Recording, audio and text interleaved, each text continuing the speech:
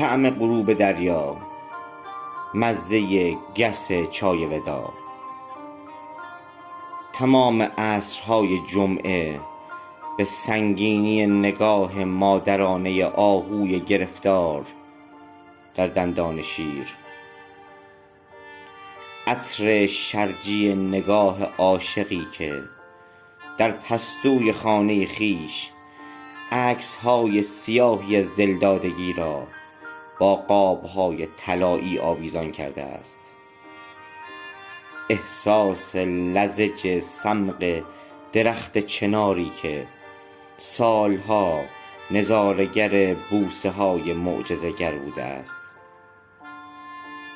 لطافت بال پروانه‌ای که به نرمی از پیله خویش در حس رهایی اغواگرانه پرواز می‌کند.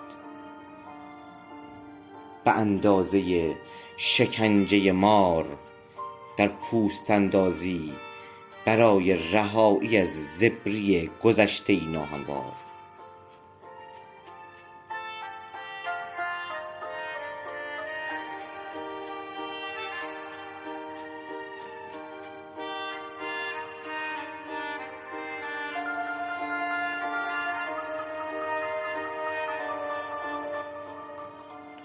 احساس خوب پرواز، دیدن رقص تن خیس از عرق معشوق در توازن موجهای دریا،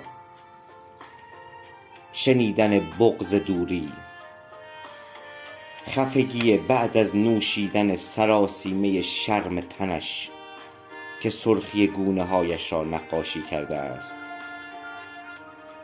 بودمان غرور خرسندی در آتش زدن سیگاری صورتی و نجابتی که سازی کوک می نوازد.